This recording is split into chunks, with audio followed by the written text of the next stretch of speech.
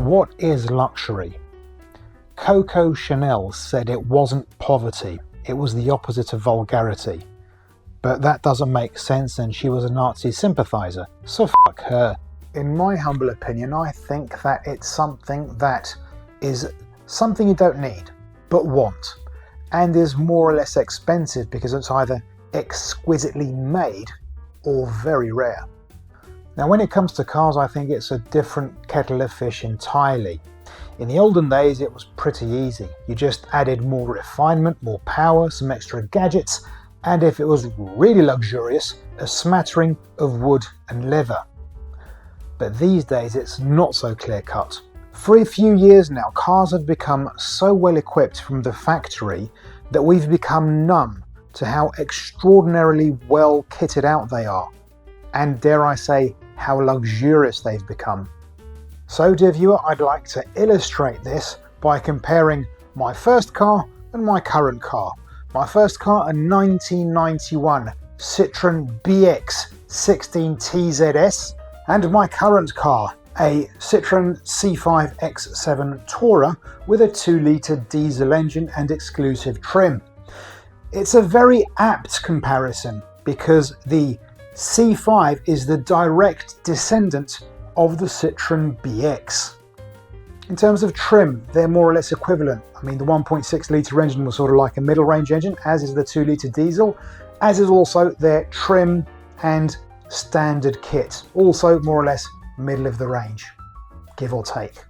If we consult a magazine which I bought at the time, we can see that the Citroën BX has as standard, for example, things like power steering, at least on this trim level, whereas things like anti-lock brakes, they were an option. Other extras that came with the car that weren't considered to be that common to come as standard were, for example, power windows front and back, central locking, air conditioning, and there was also the optional sunroof. Oh, and alloys and a full-size spare wheel. It also had this funky little screen in the center console that didn't just show that a door was open, it showed you which door was open. Now, as I said earlier, I own the direct successor to the Citroën BX. It's sort of great-grandchild, if you will, the C5 X7 generation. Like the BX, it also has a funky little screen, but this one shows which seat belts are unfastened, not which doors open. It too has central locking, air conditioning, power steering, electric windows front and back, alloy wheels. Not a full-size spare tyre, I will admit, but at least it has a spare tyre. And unless I've missed something, that's where the similarities in equipment between these two models end. What I'm about to do now is give you a long list of things that this car, which was built only 19 years after my 1991 Citroën BX, things that this car has that the BX does not have. Buttons on the steering wheel. Child lock to prevent your kids from opening the doors or the windows in the back. Electrically operated memory seats. Integrated Bluetooth phone. Dual zone climate control, cruise control, traction control, electrically adjustable, heated electrochrome and folding side mirrors, parking sensors, front and rear, full color central screen, integrated sat-nav, automatic lights and front fog lights, automatic windscreen wipers, color binnacle with 2 different trip computers, lots and lots of warnings. This has a parking space measurer. It also has an alarm that you can turn off if you leave children or animals in the car. Electronic parking brake. By the way, both Citroëns have hydro-pneumatic suspension as standard, but that's just complicating things, so we'll ignore it, at least for this video. Centre cubby with the stupidest cup holder in the world, but at least it has a cup holder. The BX didn't have any at all. Airbag for both the driver and the passenger.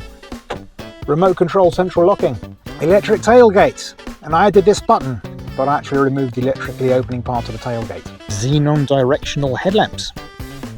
I've really got to clean these headlamps. So those are the ones that I can remember.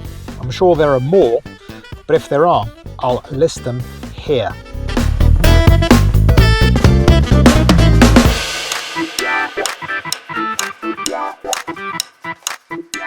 So let us pause just for a moment and reflect upon this. Most of the things that I just mentioned, and don't forget they're on a car from 2010, many of them would have been possible back in 1991. Things like cruise control and electric seats, and even something as simple as front, rear and boot 12-volt sockets. Yet, if any of those things were included as standard on a regular family car like the C5 is, that would have been considered so luxurious as to be ostentatious. I have a theory. I think that because regular cars got so much kit as standard, luxury cars weren't seen as luxury. The goalposts moved. Things that used to be only found in luxury cars were now found even in superminis. So automakers had to scramble to come up with new things they could pass off as premium features. So what does that entail? In what way is the modern car luxurious? Well, I'm more into older cars, so I did what any student or lazy journalist who doesn't know much about something would do in this situation. I asked an AI chatbot, and the results were rather disheartening. Honestly, it seems that luxury now is more about gimmicky features crammed into a car and then having marketers come up with verbiage to justify their existence, and thus hopefully convince customers that paid a lot of money for these so-called premium features not to notice that this doesn't actually make their driving experience that more enjoyable. Things like refinement that's so refined that, well, you can hardly tell from a regular modern car. Other things like predictive air suspension, which makes the ride very comfortable and is something that Citroën cracked over 70 years ago. Then of course we have the crock of crap that is autonomy. Yeah, because of course nothing makes your driving experience more relaxed than putting your fate in the hands of electronic systems which continually prove to be defeated by things as simple as traffic cones or rain. But of course the biggest luxury feature that any car can have, and it seems that every automaker agrees, is to just put in more and more screens. Screens for the driver, screens for the front passenger, screens for the rear passenger, screens replacing buttons, screens everywhere, so you feel like you're not in a car, but some kind of terrible dystopian Blade Runner-esque future, where you can't escape the light of gigantic 48-inch panoramic OLED displays. However, the enjoyment of the driving experience sometimes isn't what's at stake. What is at stake is how that luxury is perceived by others, the perception of the owner. And cars are excellent to illustrate this. There's a marketer called Rory Sutherland who made a very clever observation, which is that if women were attracted to vehicles depending on how expensive they are, then they would be all over lorry drivers. But the thing is, lorries are useful, they have a purpose. What's really attractive is the needlessness of it all. Hence that thing I mentioned at the beginning of luxuries being things that aren't really necessary, but you want. So that's why people, to show off their wealth and to attract females, tend to drive things like Ferraris, which are, well, they're pretty useless. You know, if you think about them, they only take 2 people, they have little to no cargo area, they get terrible mileage, and you can't really use them to their full capacity in terms of speed because of speed limits. But I also theorize that that is how brands now market luxuries, as this needless thing, but that's very flashy and fancy. And that's why you get things like, you know, star-studded ceilings in Rolls Royces and ambient lighting. In sum, I think we can safely say that the definition of luxury really depends on the individual, and that definition also changes over time. And on that note, I'd also like to add, in my very humble personal opinion, I think this car has become more luxurious over time. Allow me to explain. I can get into this car and not be nagged by the car to watch out for my blind spots or the lane markings or the speed limit, all of that stuff. I can do that myself, and modern cars really in that respect are a real pain in the backside. They've got all these so-called driver aids, which really are nothing more than just little devices that stop stupid drivers from crashing, at least as often.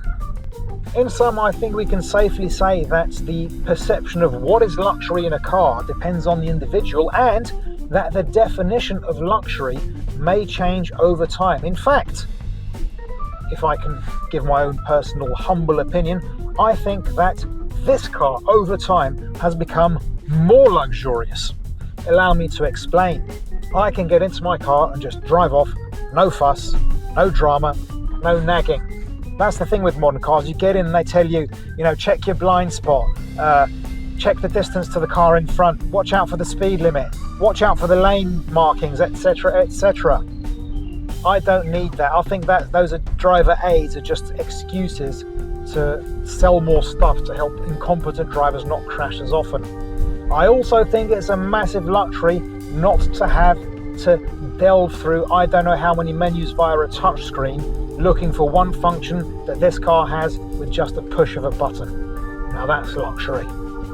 I will say this though, those gimmicky extras really are luxuries when you think about them, because we go back to that thing at the beginning, because they're needless and they're expensive.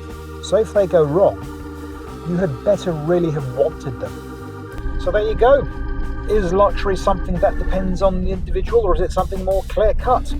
What do you think is luxurious in a car these days? Let me know in the comments below.